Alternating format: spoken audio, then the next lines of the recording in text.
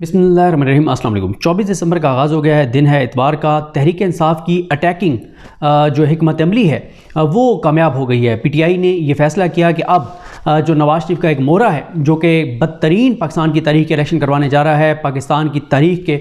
और देखें, किसी ने सोशल मीडिया पे बड़ा ज़बरदस्त लिखा कि ये शरीफ इलेक्शन हो रहे हैं, शफाफ इलेक्शन नहीं हो रहे। तो साफ़ शफाफ इलेक्शन की बजाय ये शरीफ व ख़राब इलेक्शन होने जा रहे हैं, पाकिस्तान की तारीख के बदतरीन इलेक्शन होने जा रहे हैं। और तहरीक इंसाफ की जो हिकमत अमली है वो ऐसे कामयाब हो गई है कि तहरीक इंसाफ जिस तरह से मामलात अदालतों में लेकर गई है, जैसे सुप्रीम कोर्ट लेकर गई है, और लास्ट वीडियो में मैंने आपको बताया कि सुप्रीम कोर्ट में अब ये कंटेम्प्ट भी तहरीक इंसाफ फाइल करने जा रही है।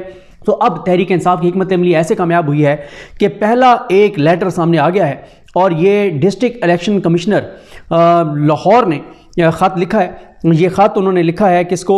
जो सूबाई इलेक्शन कमिश्नर है उनको।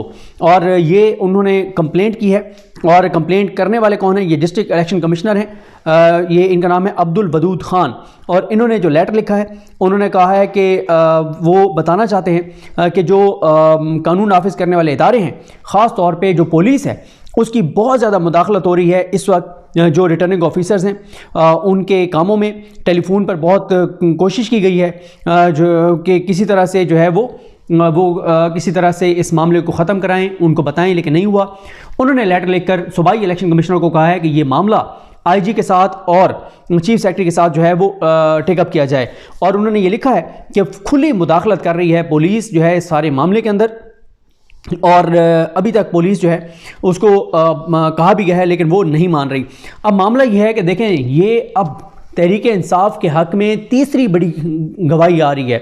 पहली गवाही लाहौर पेशावर हाई कोर्ट के चीफ जस्टिस के जो रिमार्क्स थे, दूसरी जस्टिस अतर मिनल्ला के जो रिमार्क्स थे, तीसरी ये जो अब लेटर है, इसमें मैं अलग से भी ये करूँगा कि किसने क्या क्या कहा है, क्या क्या चीज़ें कही हैं, क्या क्या रिमार्क्स हैं, क्या क्या चीज़ हुई है। लेकिन तहरीक इंसाफ की ये कामयाबी है कि उन्होंने जो मामला उठाया है, देखें, इसलिए तहरीक इंसाफ बार बार कह रही थी कि ये जो ब्यूरोक्रेट्स हैं इनको रिटर्निंग ऑफिसर जो है वो ना लगाया जाए। तहरीक इंसाफ चाह रही थी कि डिस्ट्रिक्ट जो जुडिशरी के जजेस हैं वो हों, क्योंकि अगर वो होते तो शायद इतनी ज़्यादा इस तरह से सूरत हाल ना होती। कि आप देखें ना, रिटर्निंग ऑफिसर्स बेबसी का इजहार कर रहे हैं कि हमारे काम में मुदाखलत करिए पुलिस। और आज की जो सबसे डैमेजिंग वीडियो है वो तो कैसर इलाही साहिबा की है, और जिस तरह से जो मुनीस इलाही साहब की वालदा हैं, जिस तरह से उनसे कागजात नामजदगी छीने जा रहे हैं। और तहरीक इंसाफ के बाकी लोगों को भी ये काम करना चाहिए था कि जब रिटर्निंग ऑफिस जाएं, रिटर्निंग ऑफिसर के पास जाएं, कागजात नामजदगी लेने जाएं या जमा कराने जाएं,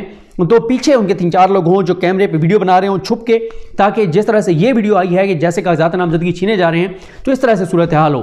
तो तहरीक इंसाफ की जो हिकमत अमली है उसकी ये पहली कामयाबी है कि इस तरह से डिस्ट्रिक्ट रिटर्निंग ऑफिसर जो है उसने, जो डिस्ट्रिक्ट इलेक्शन कमिश्नर है, उसने लिखा है कि रिटर्निंग ऑफिसर्स के मामलात में इस तरह से नंगी और गंदी मुदाखलत हो रही है, कोशिश के बावजूद मुदाखलत नहीं रोक सके, इनको तो बुलाना चाहिए। और ये अब देखें, काजी फाइज ईसा साहब वो मेन किरदार हैं जिन्होंने इन रिटर्निंग ऑफिसर्स को लगाया है। हाई कोर्ट ने तो उनको उड़ा दिया था। हाई कोर्ट तो इस बात पर कन्विंस हो गई थी कि ये साफ शफाफ इलेक्शन नहीं करवा सकते, लेकिन काजी फाइज साहब ने क्या किया? काजी फाइज साहब ने उठा के इनको दोबारा मुसलत कर दिया और इनके हक़ में दलाइल दिए। वो आप वीडियो देखें ना, जो काजी फाइज साहब ने जो इनके हक़ में दलाइल दिए थे, यानी जज के मनसब पे बैठ के उन्होंने इनके हक़ में दलाइल दिए थे कि ये तो बड़े गैर जानिबदार लोग हैं, ये पॉलिटिकल लोग नहीं हैं। तो ये हो गया मामला। अब ये बात तो तय हो गई है कि पीटीआई को लेवल प्लेइंग फील्ड नहीं मिल रही। दूसरा जो मामला है वो ये है कि पीटीआई ने सैकड़ों शिकायत इलेक्शन कमीशन को भिजवा दी हैं। पीटीआई ने तमाम हाई कोर्ट्स में जा रहे हैं, वो हाई कोर्ट के बेंचेस में जा रहे हैं, अहकामात ले रहे हैं, शबीर अली कुरैशी साहब के हवाले से, हमाद अज़हर साहब के हवाले से, मुनीस इलाही साहब के हवाले से, जमशेद दस्ती साहब के हवाले से, इन सब के हवाले से हाई कोर्ट के ऑर्डर आए हैं कि इनके कागजात नामजदगी वसूल किए जाएं। अब देखते हैं वसूल किए जाते हैं या नहीं किए जाते। आज का दिन जो है वो इंपॉर्टेंट है, 24 जो आज का दिन है 24 दिसंबर का, क्योंकि आज कागजात नामजदगी जमा कराने की आखिरी तारीख है। और एक और ये भी अच्छा किया chief justice Lahore high court ने कि उन्होंने 3 दिन के लिए हाई कोर्ट को कहा कि खुली रहेगी, क्योंकि केसेस की समाअत होगी जुमा हफ्ता इतवार, तीनों दिन हाई कोर्ट खुली रहेगी, क्योंकि इतवार को ऐसी छुट्टी होती है। 25 दिसंबर को भी जो है वो सरकारी छुट्टी है, लेकिन हाई कोर्ट जो है वो लाहौर हाई कोर्ट के बेंचेस जो हैं वो मौजूद होंगे केसेस की समाअत करने के लिए। एक और बड़ी कल डेवलपमेंट हुई है, वो ये हुई है कि इमरान खान साहब का जो तोशाखाना केस में जो इमरान खान साहब का फैसला मुअत्तल करने के हवाले से जो जस्टिस आमिर फारूक साहब ने और जस्टिस तारिक महमूद जहांगीरी साहब ने फैसला दिया था, उसको चैलेंज करने के लिए तहरीक इंसाफ के जो वकील हैं لطیف کھوسہ صاحب اور خرم لطیف کھوسہ جو ان کے بیٹے ہیں، ان کے جو ایک کلرک ہیں، انہوں نے اب لیٹر لکھا ہے چیف جسٹس پاکستان کو کہ ہمارا کلرک جو ہے وہ گیا اور اپیل دائر کرنے کے لیے اس سے موبائل چھین لیا گیا، اس کو جو ہے وہ ایک طرح سے جرگمال بنا لیا گیا، اور اس طرح سے ہوا ہے، اس سے جو ہے وہ ڈاکومنٹس چھینے گئے۔ یہ ساری چیزیں انہوں نے پورا ایک لیٹر لکھ کے اور چیف جسٹس کے نام لکھ کے انہوں نے چیف جسٹس کو بتایا ہے کہ قاضی فائز عیسیٰ صاحب کی ناک نیچے ان کی اپنی سپریم کورٹ کے اندر کیا ہو رہا ہے۔ اب دیکھنے ہیں کہ اس کے اوپر کارروائی ہوتی ہے نہیں ہوتی۔ اس سے پہلے خواجہ حارث صاحب نے بھی ایک خط لکھا تھا، جس دن عمران خان صاحب کا 5 اگست کو فیصلہ آنا تھا، اس دن لاہور ہائی کورٹ کا فیصلہ جو ہے وہ لاہور ہائی کورٹ میں جو ہے وہ چیلنج کرنے گئے تھے ہمایوں دلاور صاحب کا ایک فیصلہ، تو اس کو اٹھا لیا گیا تھا ان کے جو کلرک ہیں ان کو، خواجہ حارث صاحب کے کلرک، اور پھر اس کے بعد ان کے سپریم کورٹ میں بھی ان کے ساتھ یہی ہوا تھا۔ سپریم کورٹ میں جب وہ ایک جو ہے وہ پٹیشن دائر کرنے گئے تھے، انہوں نے بھی ایک لیٹر لکھا تھا اس وقت کے چیف جسٹس عمر رضا بندیال صاحب کو۔ اب دیکھنا ہے کہ جسٹس قاضی فائز صاحب اس حوالے سے کیا کرتے ہیں۔ تو یہ والا معاملہ ہے، اور دیکھیں آج بھی اب جن کے ہائی کورٹس نے آرڈر کر دیے، اگر پھر بھی ان کے کاغذات نامزدگی نہیں لیے جاتے تو پھر ظاہر ہے یہ ایک کنٹیمپٹ آف کورٹ ہوگا، کنٹیمپٹ آف کورٹ ہوگا، اور اس کے اوپر کارروائی بھی ہو سکتی ہے۔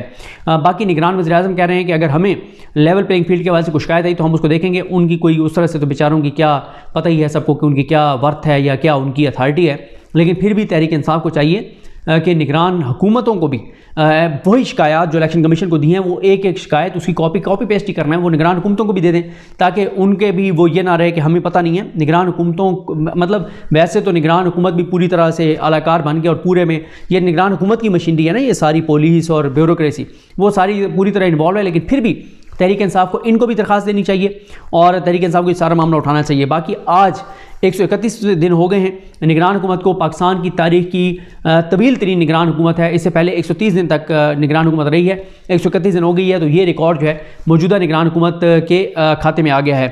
ایک اور ڈیولپمنٹ وہ یہ ہے کہ جناب یہ ایک پارٹی ہے جناب، اس پارٹی کا نام ہے ہم عوام پاکستان۔